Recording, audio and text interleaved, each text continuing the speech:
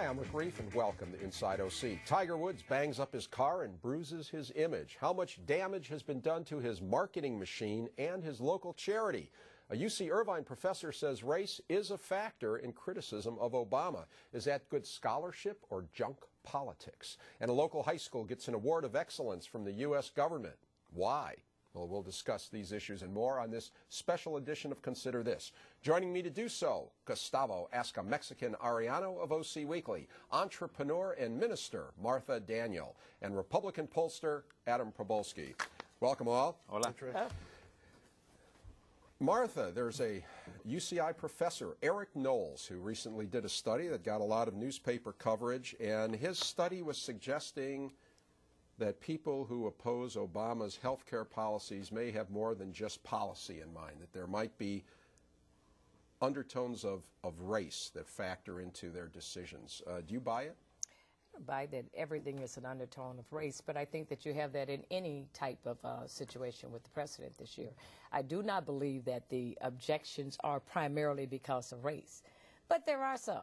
Okay, if you read the blogs, you hear people make all kinds of statements that they probably would not have made had it been a Anglo-Saxon. Such as? Such as, for example, I read one the other day that said, Obama is absolutely a stupid idiot in, okay?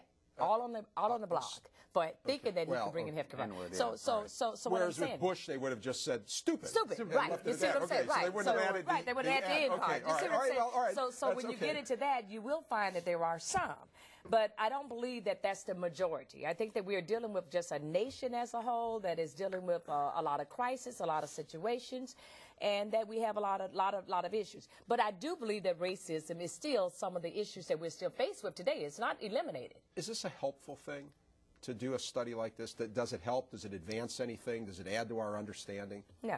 No. You know what? I'd have to totally disagree.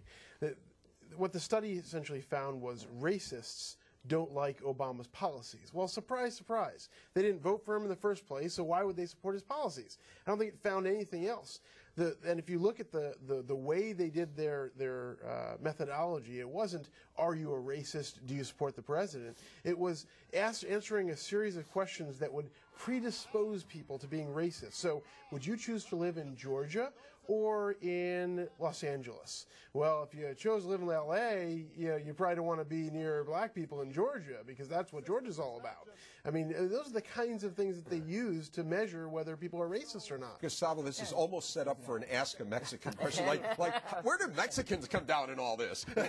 Mexicans, we voted 2/3 for Obama in the 2008 presidential election, so obviously, on that sense, we will vote for a black man. But at the same time, of course, people do have legitimate concerns about the healthcare debate on both sides of the issue. Some people might support Obama. Some people might think he doesn't go far enough in nationalizing our nation's healthcare. Some people want more privatization. I do think that it is natural for some of the opponents of the healthcare debate to go there, to go and racialize the issue of Obama. And it's just natural when it comes to any person, any public person. And just give you the example, you said with Bush and being an idiot. Well, people will always say, well, of course President W is an idiot because he comes from Texas, and you know how all Texans are. And of course, Texans isn't a race as much as they want themselves to think as such. But so it makes sense for me why people might go that way. But do you think when people bring it up, does it tend to trivialize the argument? In other words, people that are against health care have some legitimate reasons for opposing health care reform, okay? Absolutely. And when you say that, oh, there's race involved in it and everything, aren't you just trying to diminish the argument?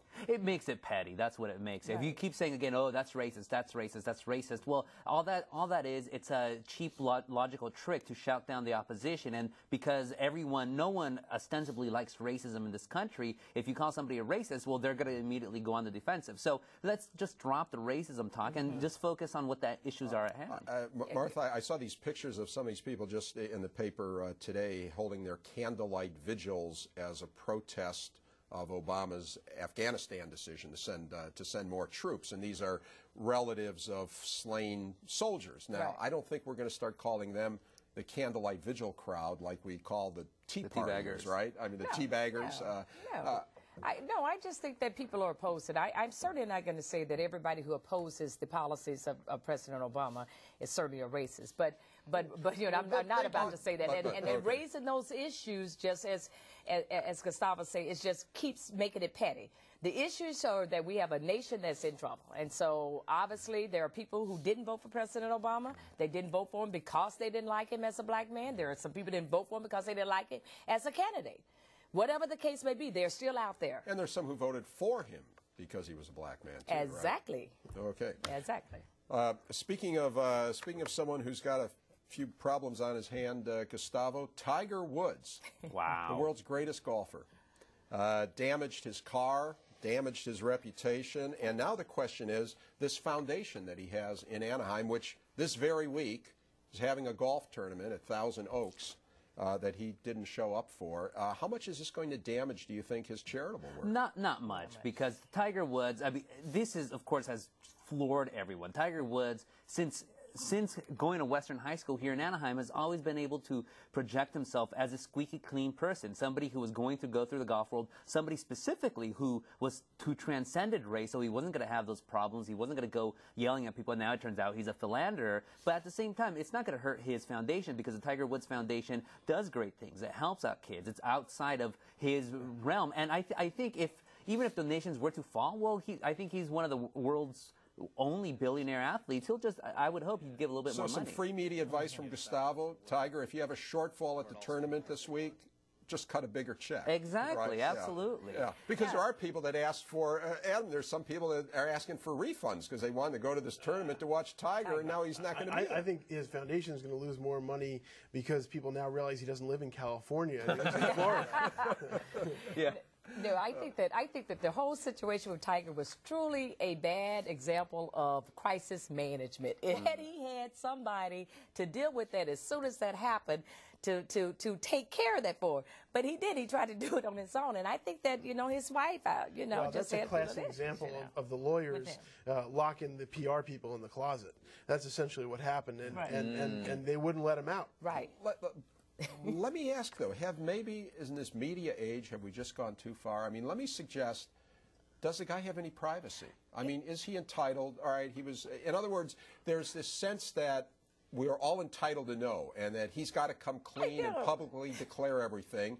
And, you know, why does he really have to do that? Well, he does now because somebody put an audio tape of him leaving a message for his girlfriend. I guess. But without that, no, I think he could have. All the coverage was like what he should do. Everybody's an expert now on how do you handle this. Do you come clean? Do you hold off? Do you hire the lawyers? And it's all about the spin. It's almost like we spend as much time on the spin as on what was going on. In this country, we worship celebrities, even though they are people. They are private people. They deserve their privacy. We're never going to give them privacy. And it goes again and again and again with whatever celebrity may be, Brangelina or whatever's happening with Angels here or the Mighty Ducks. With Tiger Woods, I think that's one of the main reasons why there's been so much. If it was, say, Sean Merriman, who's the linebacker down there for the Chargers, he got in an altercation with his girlfriend. People, they paid some attention, but then they were like, whatever. Merriman's always been controversial. Woods, squeaky clean, all of a sudden cheater? Yeah. He can redeem himself by hosting Saturday Night Live. And I don't know. Because I got to say, whether it's exactly true or not, the image of the greatest golfer that ever lived, running out of his home at 2:30 in the morning, being chased by his wife, holding a golf club. You can't make that stuff up. You should see all the Tiger jokes now. They're all over the place. They're coming off like rolling. Right. And unfortunately, Martha, we don't have time for them right now. Okay. A look at a tiny Santa Ana high school that's just received the National Blue Ribbon Award, and then California universities are singing the blues. That's next.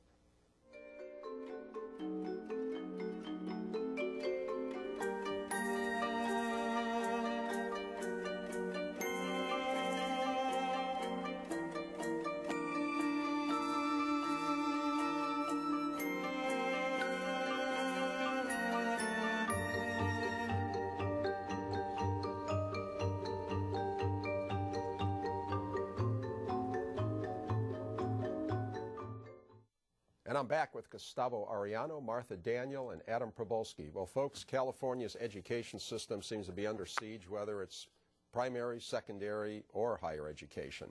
If you've never heard of Middle College High, well, you're about to. It's a tiny school with big ambitions. As David Nazar explains, this Orange County Public High School has just been awarded a prestigious national honor. You might be wondering why the classrooms at Middle College High School in Santa Ana are empty, especially during school hours. Well, they're all out here, the entire student body of about 300 kids celebrating this year's high school selection as a 2009 National Blue Ribbon School. Academic officials say this small specialty high school hidden away here at Santa Ana College is now part of history. It is one of only 2 public high schools across Orange County that has received the National Blue Ribbon Award, and just one of about 300 high schools across the country that has been given the U.S. Department of Education recognition.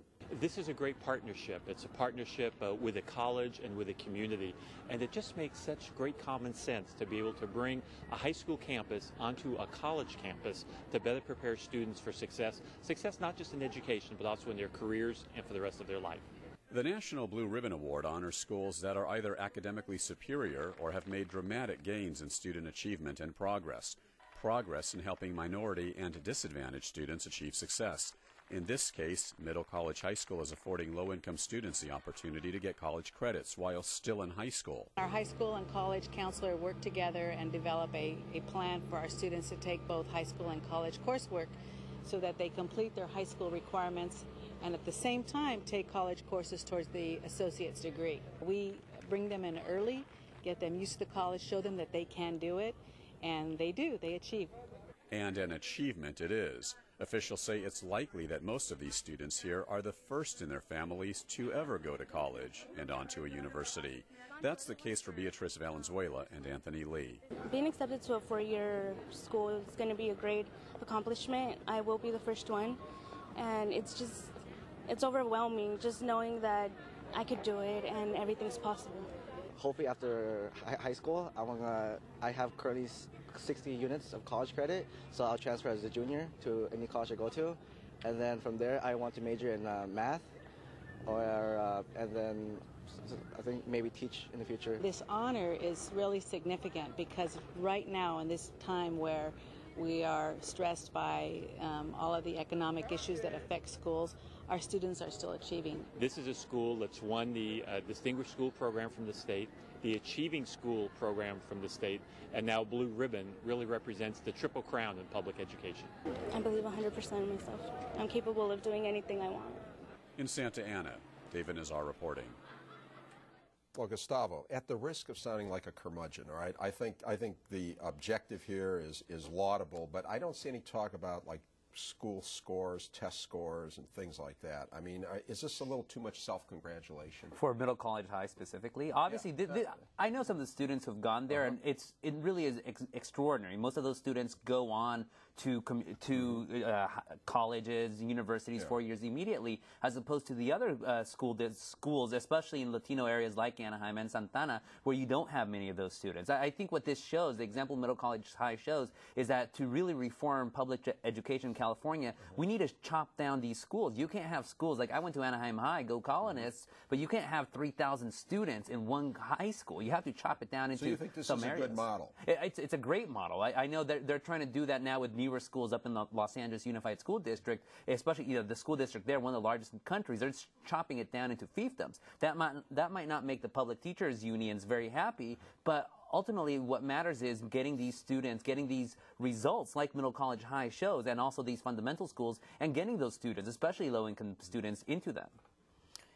You know, I was reading a little bit about the Santa Ana School District when you talk about scores. One of the things that when we deal with, they're the largest school district in Orange County. And so when you look at the majority of their education level is 60% of their population of students are requiring English as their language. They've started bringing their scores up from 300 to 700 from the APIs. In addition to that, they had 55 schools, and of those 55 schools that they had, 43 of them brought their scores up by 21% each year, this year and last year. So they're moving, and most of those schools were in the elementary. So what I'm saying is that if we introduce education and start making a change at the back, at the front end with the elementary kids, and then take the high schoolers and put them and tie them to where they can see that they can in the colleges, you have a win-win situation. Are we making the strides we should be making, Adam? It seems like we are. I really don't care what their test scores are, as long as they're getting into colleges. Someone's, approving of what they're doing. C students still can get into college. Yeah, but that isn't good either. Well, how about, of course, nobody here, I didn't hear anybody here suggest we have vouchers or we have choice or something like that. I'm totally for choice, absolutely. Choice. I vote yes. Are we all for vouchers here on this panel? Vouchers? 3, 4 votes. That's astonishing. That's astonishing. Holy cow. Well, anyway, all right, well, congratulations. Congratulations to that high school. Middle college high. Middle college. Right. Congratulations to Middle College High. Fine job. All right. Speaking of college, higher education in crisis in California. Martha, the LA Times just did a story on the devastation to the California state, the Cal State system. The very same day, the Register did a story on the cuts to the UC system. California's higher education system has been a model for the world. It was set up, and it just became arguably the greatest university college system in the world. Are we losing that? No, I don't think we're losing it. I think we're faced with a state that has a lot of problems, and somewhere it's being impacted. They just laid off instructors, and so you're impacting the education level. So somewhere they had to figure out what to do. So they raised the raised the fees a little bit. The tuition. Okay, the tuition. However, when we look at it in comparative to the other states, I mean, an $8,000 tuition for UC annually for college tuition for the caliber of education, it's quite good. Okay, when you're at the house, it's quite good. So I understand when the students are complaining because it's a hike and it's a raise. But at the end of the day, they're losing their teachers, so the education is going to be impacted. They're going to be impacted one way or the other. So I think if you can raise it a little bit and then keep the instructors and keep the level of education continuously going, then that's probably in the best interest, and it's still not out of pocket with the nation. Right. So it still compares favorably on a cost basis. Well, so Adam, is there? We saw at Cal State Fullerton a couple of weeks ago. They had a protest where everybody took the day off, to protest. Now UC had a protest, the UCI.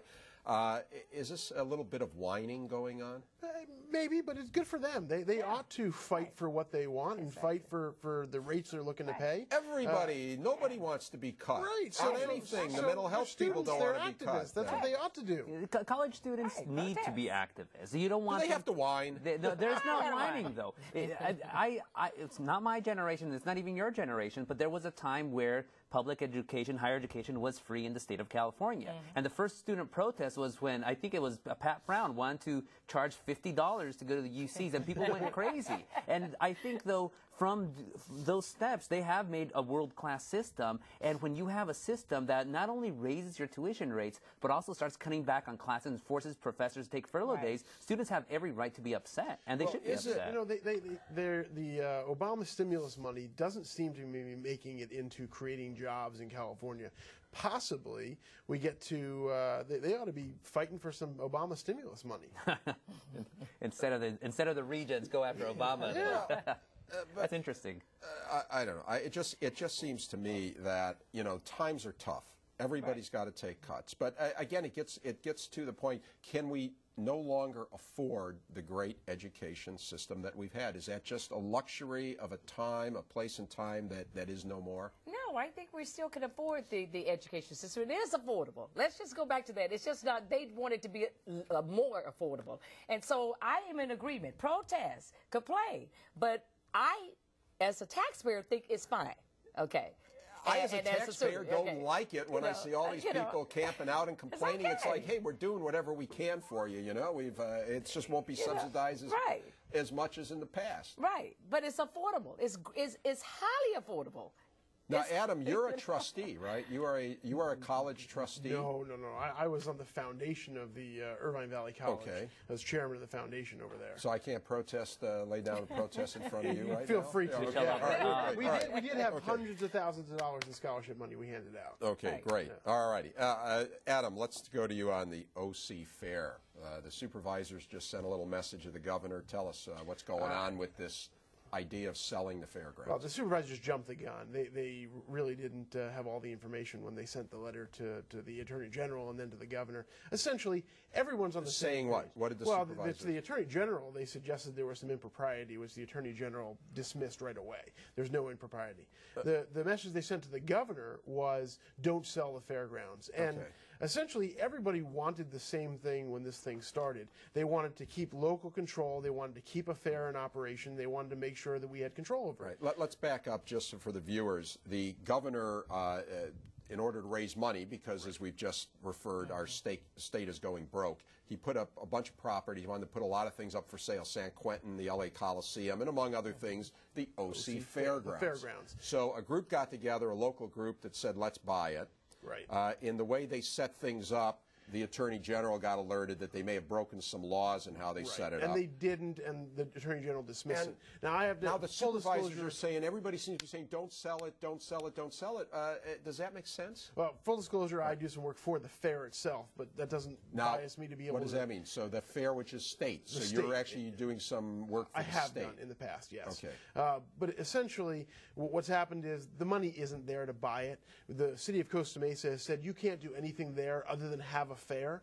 So the zoning won't change. We're not going to budge. So there isn't the $100 million the state wants to sell off the property in order to fund the budget. So essentially everybody's saying, you know what, let's just back away from the whole idea. Let's not sell it. Let's just keep it operating. But the fear is, the whole reason why this came about was that everything is on the table in these budget cuts. And in this round and the next round where we've got serious deficits, and the possibility is that they take money from local government, from water districts, from cities, from schools, and potentially somewhere down the line they decide to sell it off and do something else with it and not keep it as a fair. Yeah, and if we don't determine our own destiny, there could be a problem. But for right now, it's going to be a fair. It seems like, you know, everybody's out with their pitchforks. It looks like they may well stop the state from selling it now, but don't they? I mean, if the state, they could still put it up for sale. Some rich entertainment outfit could buy it and just sit on it, hoping something would happen. I'm surprised Trinity Broadcasting Network, TBN, hasn't made a bid for it because, I mean, they're just down to 405 from the fair. They have oodles of cash, and they're always trying to expand.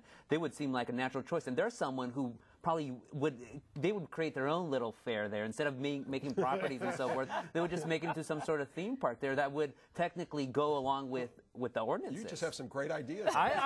Trinity Broadcasting theme park. I'm just surprised. They have one out in Nashville, Musicland, so I'm just surprised they haven't done that because it's true, as what Adam said, that it is cost prohibitive for anybody to buy the fair when you have these ordinances by the city of Costa Mesa severely restricting what could be built there. Minister Martha, what do you think about that? Hey, Trinity Broadcast decides to build one and make some revenue for the city of Costa Mesa and so forth in the state of California. Be good.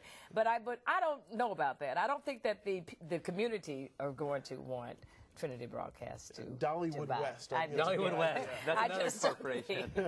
So does it look like the swap meet folks and the equestrian folks just got their way? They did not want essentially, it was the swap meet folks and the equestrian and also the vendors at the fair that were uncertain about their future. They didn't necessarily care whether a nonprofit owned it or who was ever going to operate it, but they're scared about what the uncertainty of what the next operation will bring, and that's what drove a lot of this fear. We shall see if the state is certainty or just a different package of uncertainty. You can watch this show and past shows by going to KOCE.org and clicking on Inside OC. My certain guests have been Gustavo Arellano, Martha Daniel, and Adam Probolsky. Thanks for watching. I'll see you again Inside OC.